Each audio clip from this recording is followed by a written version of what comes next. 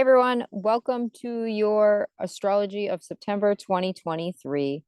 Today, we will be looking at some major transits and ingresses of September and kind of going over the overall themes of the month ahead. So, um, it's interesting that, I'm doing this podcast alone. Originally, when I had guests on, I was like, oh, maybe I'll do a solo one in September just because it's my birthday month, and I don't know, I felt inspired, and I had a guest lined up, and we were all scheduled to like record on a certain day.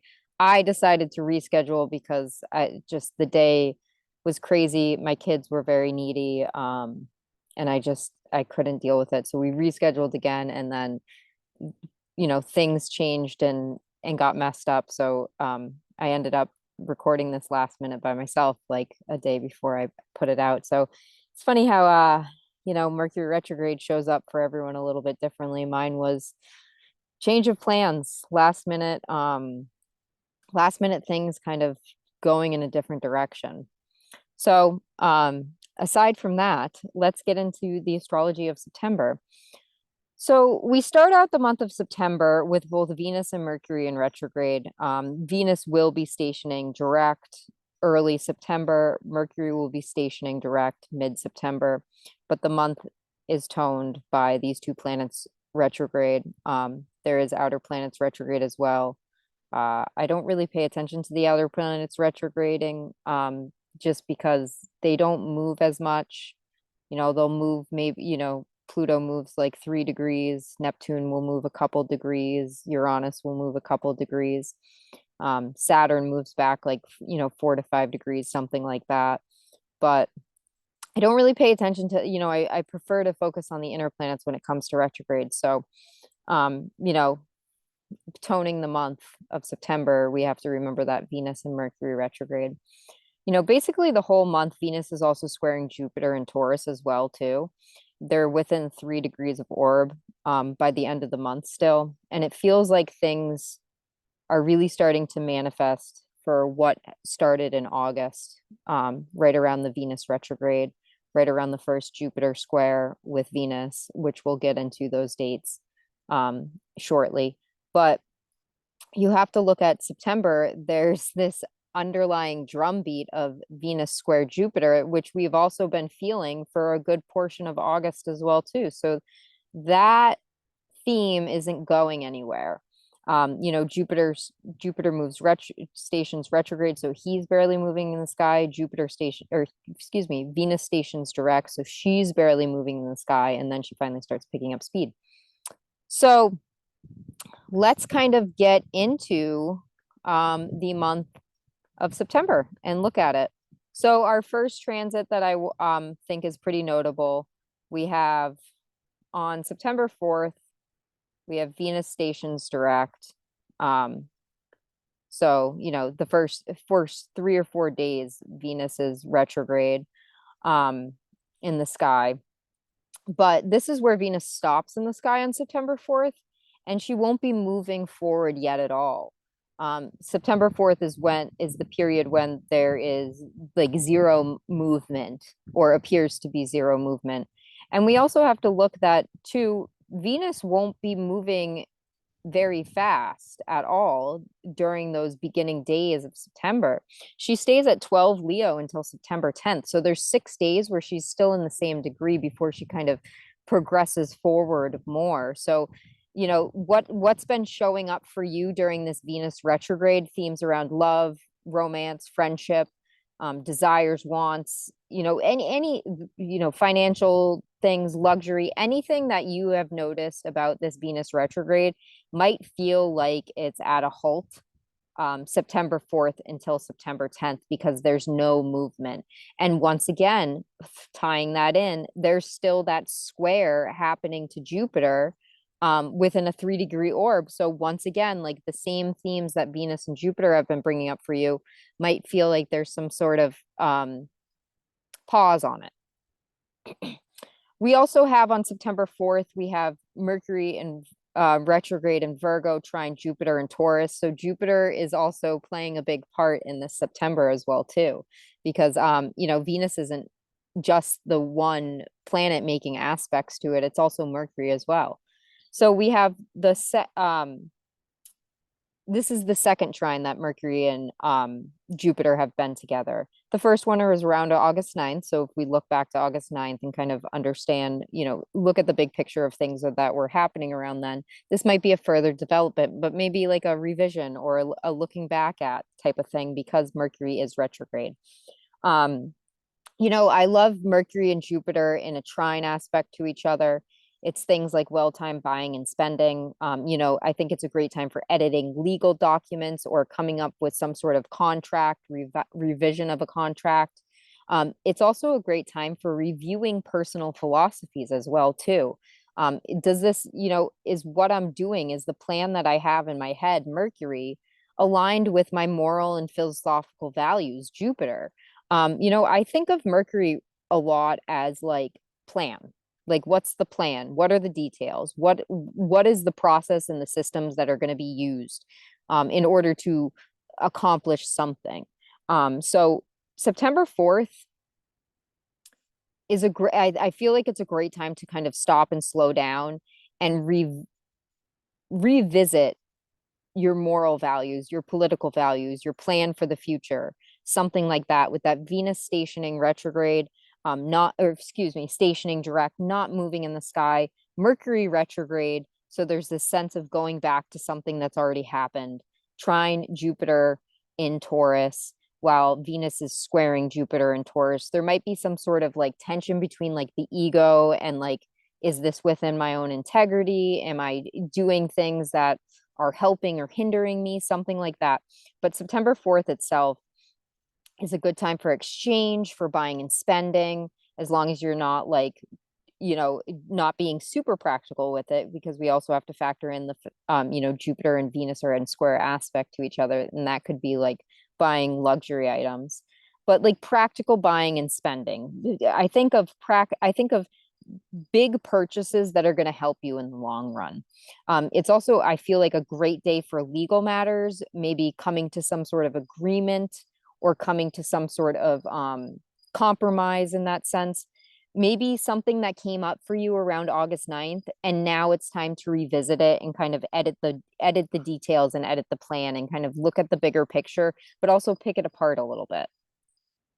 So our next transit we have on September 5th, we have Jupiter stations retrograde. I typically don't mention, like I stick to the retrogrades that are pretty important, are Mars, Venus, and Mars, Venus, and Mercury. Those are pretty important retrogrades. But Jupiter stationing retrograde on September 5th. So I want to bring this up because this also adds to that feeling of halting or stopping or not progressing, because Venus is still in a square aspect to Jupiter. So these two planets, which are trying to have a conversation which might be felt as difficult, aren't gaining any ground or momentum. They're in fixed signs. So maybe there's a sense of being too stubborn with no compromise. Venus in the sign of Leo could be like, I want what I want and I'm going to get it. And Jupiter in Taurus is like, I want what I need, so I'm going to get it. So maybe around this time period as well, too, you have to have those arguments and disagreements or coming to some sort of contractual agreement, whether it be a physical contract or a verbal contract, where there's some sort of compromise that's needed because there's this sense of no progression. Okay, how are we going to edit and revise the details or the plans that are here in front of us and come to some sort of conclusive end product? You know what I mean? I think of buying a house. It's like, who's paying for the home inspection? Is this covered under is this covered under the contract? Are you going to be fixing the roof before we purchase it or move in, something like that? So that's like that energy of September 4th and 5th. It's like, it feels like compromises, revisions, bartering, or not bartering, but like what's the word I'm looking for? Like, um, like when you try to talk a car salesman down, it's like, well, I have this much money and I'll give you for it. It's like there is wiggle room, but is the other party willing to wiggle, or are you willing to wiggle? You know what I mean? Which it might feel like there isn't any wiggle room because there's a sense of being stuck in place. So that's why Jupiter retrograde, stationing retrograde, is very important, because it's like Venus is barely moving, Jupiter is not moving at all. Um, so they're still in very close aspect to each other. The beginning of the month is relatively busy. It's like it's the 4th, the 5th, and the 6th. We have a lot going on. September 6th, we have Mercury Cazimi, which is Mercury's conjunction with the sun, as I always say. And on this same day, just about, no, excuse me, it's not the same day, but Mercury Cazimi, so this is the conjunction of the Mercury and the sun together. This is the halfway point of Mercury retrograde. So we've been through about a week and a half of Mercury retrograde. We have about another week and a half to go. This could be things like insight and clarity, or a refresh of what this Mercury retrograde has been bringing up for you. The Cazimi moment during a retrograde was said to be a cleansing of the planet. So a cleansing of Mercury, a cleansing of the thoughts, a cleansing of communication, a cleansing of exchanges and plans. I've been really thinking of this Mercury retrograde a lot about, like, what's the plan? Like, that's kind of what's coming through to me. It's like, what are the plans? What are the details? How are we going to put some sort of system in the works to be able to, like, do this smoothly and efficiently? So I think September 6th, there's going to be a feeling of a little more clarity or insight with the plan, with the contracts, with the communication, with the mind, with thoughts, with the tech, things like that. So our next transit that I wanted to talk to, I'm kind of skipping over some of them just because I don't, they happen. I don't see them as super important. But September 14th, we have the new moon in Virgo. So this is one of our lunations for Virgo season. We had the full moon in Pisces, which is part of this lunar cycle, on August 30th. So September 14th, we have the new moon in Virgo, trine Uranus, retrograde in Taurus. I think I counted for 2023, and there's about 9 lunations that have Uranus and Taurus with an aspect of the lunation. So it's either making a connection to the sun or the moon. So that's kind of interesting. I feel like there's a lot of twists and turns coming up around the lunations. And it's also loosely opposed Neptune retrograde in Pisces. So it's about 21 degrees Virgo. So there's still that connection. We have Uranus at 22, which is moved retrograde.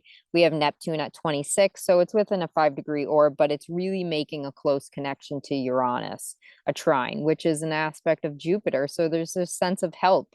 Maybe a sense of rebelling a little bit is going to help you prepare for the future, or a sense of breaking away from something that has felt, maybe limiting, or felt like it's too based in reality, and you kind of just need to embrace chaos a little bit.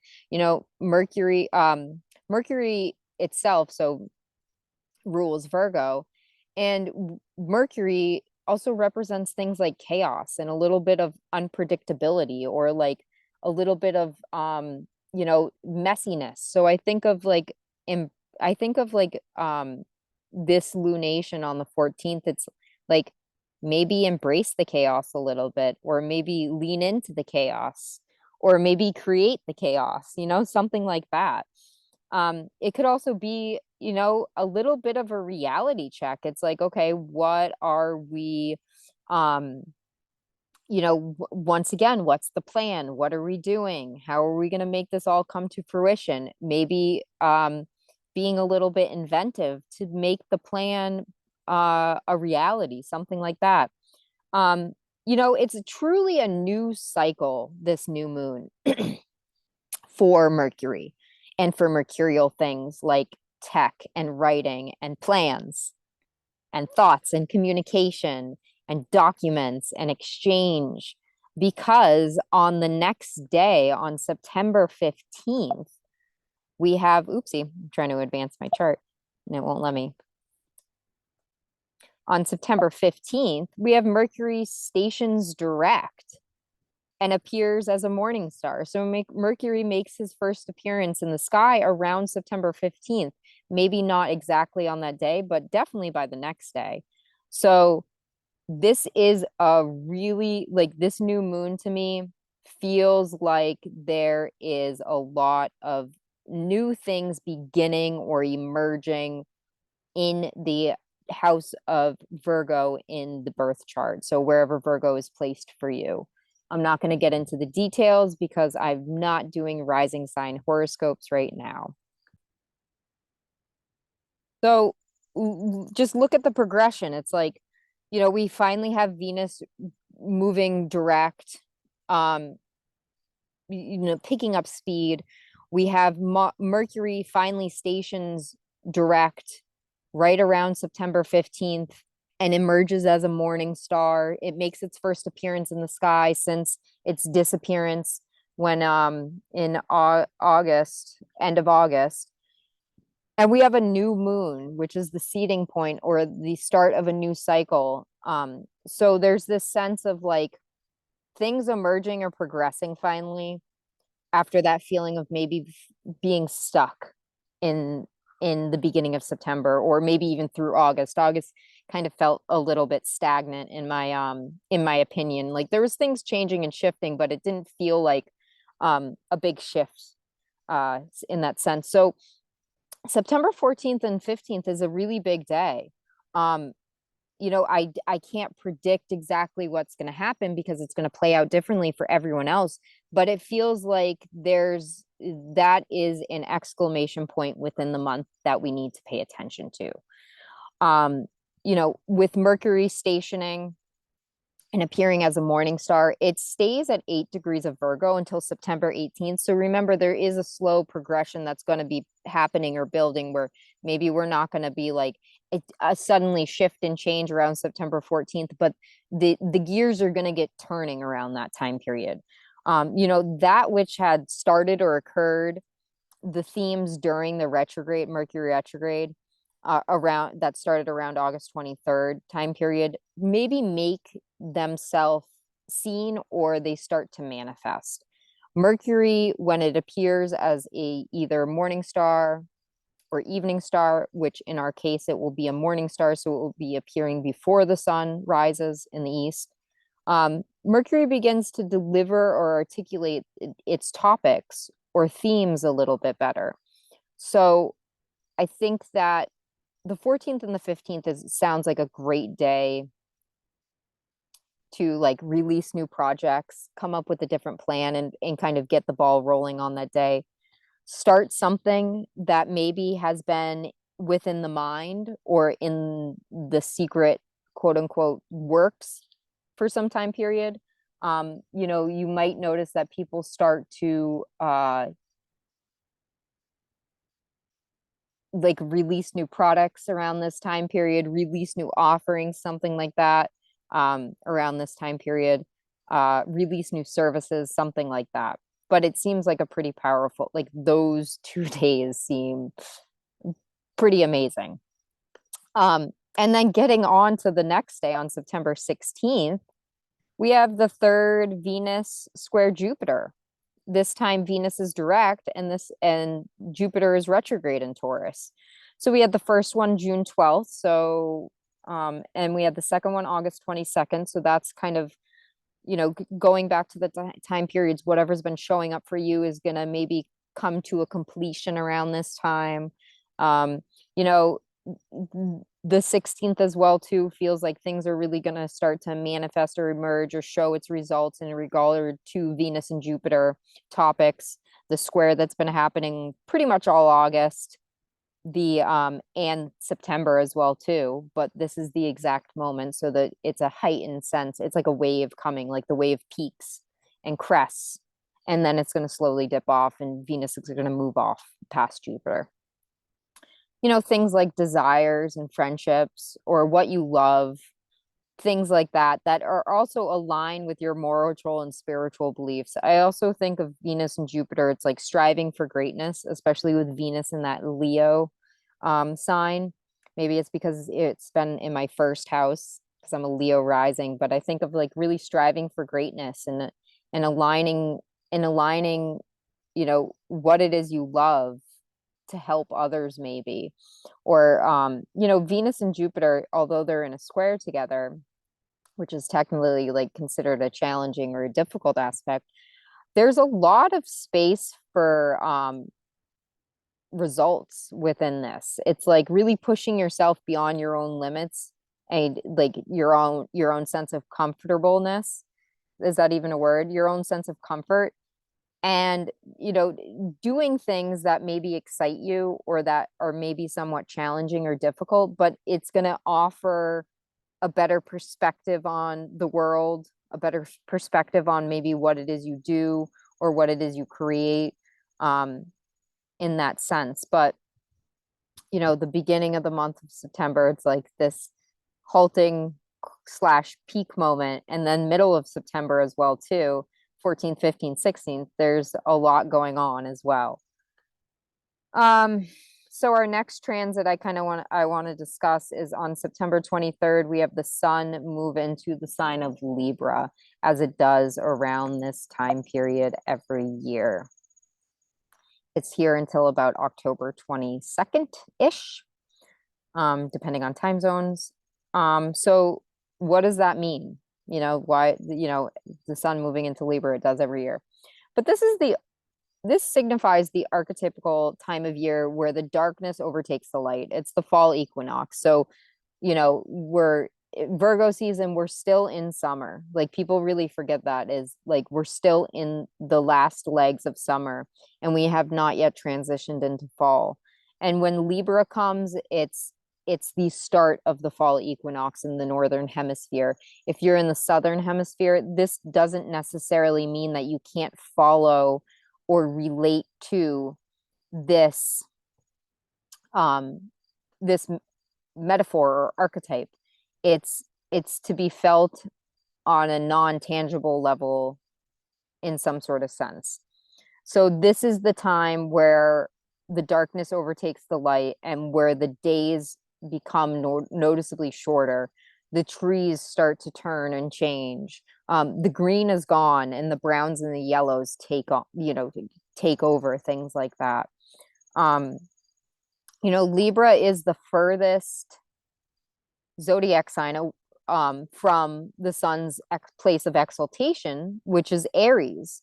So Aries is the place that the light overcomes the darkness. It's the spring equinox. So these are moments within the year of a turning or a shifting or a changing, where something overcomes something else. In this case, darkness is overcoming the light, as opposed to in Aries season, lightness is overcoming the dark. So you might notice that, when I'm doing my monthly horoscope or monthly outlooks, I see the sun as the story because it's the easiest thing to kind of encompass for everyone to relate to. So you might notice that there's a turning or a shifting within the story, especially since the sun is going to be being co-present with the South Node in Libra. We're not going to get eclipses just yet. We're actually going to be getting our first eclipse with this nodal axis when the sun's in Scorpio. But this is like the maybe the sound knob goes up to 11, if you know what I mean. So this is a turning or a shifting or a change within the story, within not necessarily a setting, but something that has been happening. You're going to notice that things are becoming maybe different or becoming, what's the best way to put this? Becoming a little bit, not what has been experienced just yet. Fall is I always love the transition from spring to fall. And then once like winter rolls around, I'm like, okay, can I have fall back? You know what I mean? But that's just me. So our next transit we have is September 25th. We have Mercury trine Jupiter. This one is we've already experienced. We had this is the third trine between these two planets. Remember, Mercury had just stationed direct about 10 days ago. So this is Mercury direct, Jupiter retrograde. The first one for this aspect was August 9th, and the second one was September 4th. So the beginning of the month, we have it.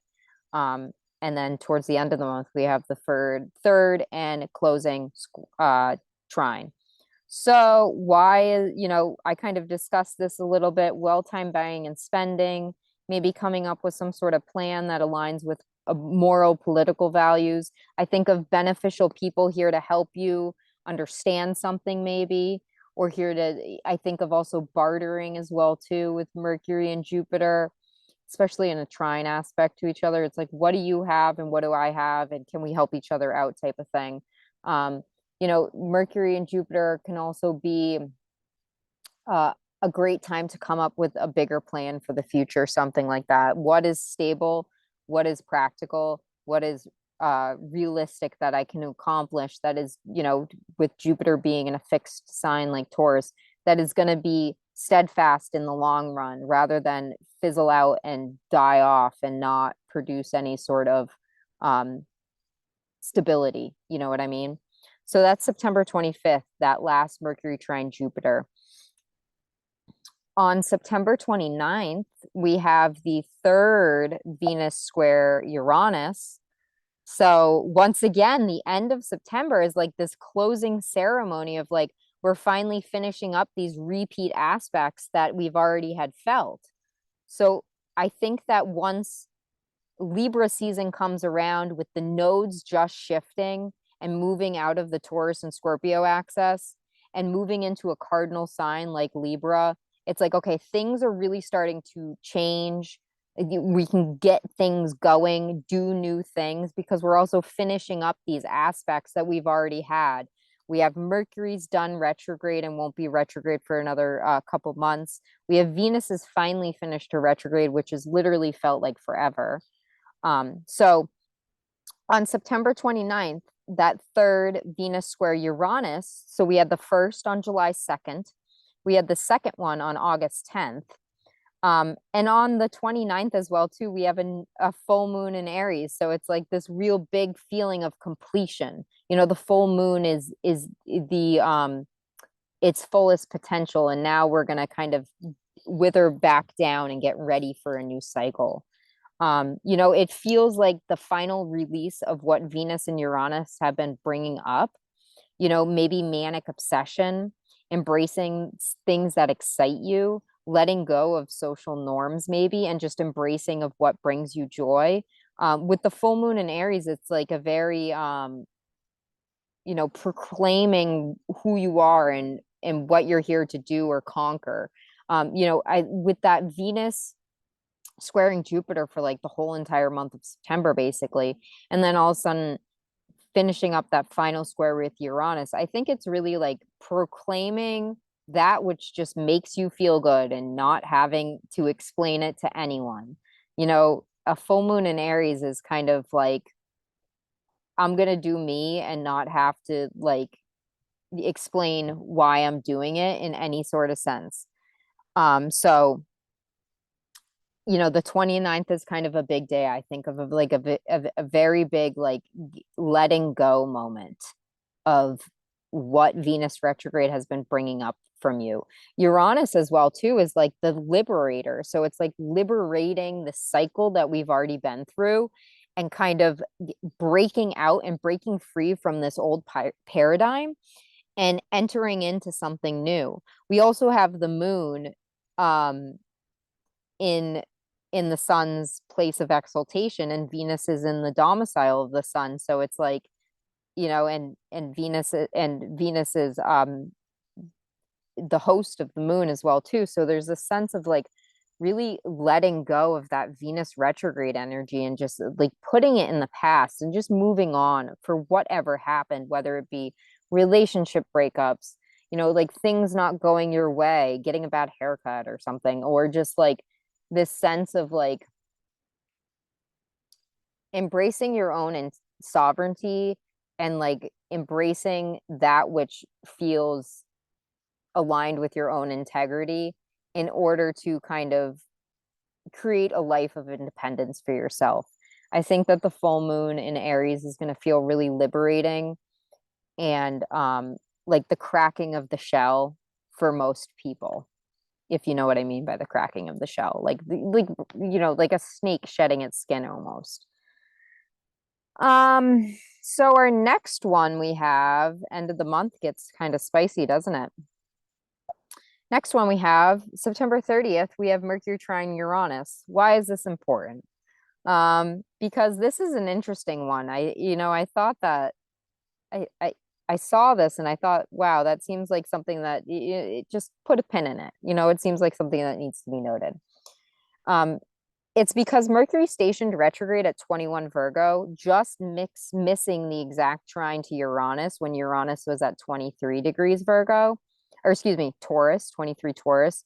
So they were within 2 degrees of each other of forming that trine around August 23rd. And then Mercury stopped and started moving backwards. So now we're finally coming back to be able to complete this aspect that almost happened. So this is called, I'm probably going to pronounce it wrong because I'm terrible at phonics. This is called reformation. And thank you to my Nightlight Astrology Year 2 cohorts for giving me the name for this. I knew there was a technical name, but I couldn't remember. So this is, this happens when a planet is moving to aspect another planet, stations retrograde, and starts moving backwards, which is what we had Mercury do. So Mercury and Jupiter were getting close to talk, getting close to talk. Oh, plans changed. I have to go back and do something. Now Mercury's finally done the plans that the direction change, and now it's finally meeting back up with Uranus. So this could be something from that August 23rd, 22nd time period that was going to happen but didn't, and now it will manifest.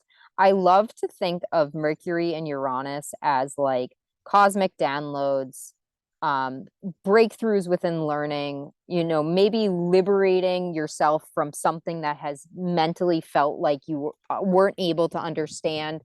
It could also be like a progression in the plan as well too.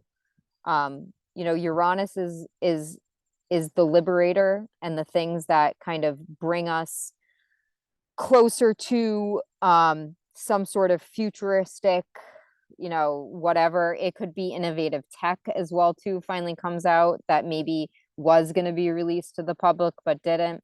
But realistically, I see it as like a understanding of something that you have been trying to grasp during this Mercury retrograde, or having a better understanding of something that came up during the Mercury retrograde, changed plans, and now you're back at it and you're like, okay, now I can break ground.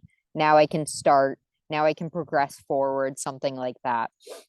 I personally love Uranus and Mercury in aspect together. I think it's a really great time to be innovative and experiment with new different things, and kind of be a little bit crazy or do things that necessarily you wouldn't always do.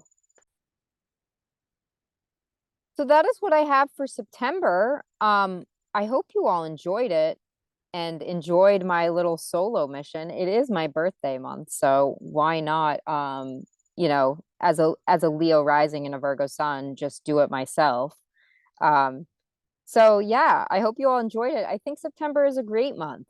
No matter what. I think that it's a very exciting time. I think that there's going to be feeling like, okay, we're finally gaining headway or getting the ball rolling, stuff like that. So thanks for listening, everyone, and have a wonderful time. Bye.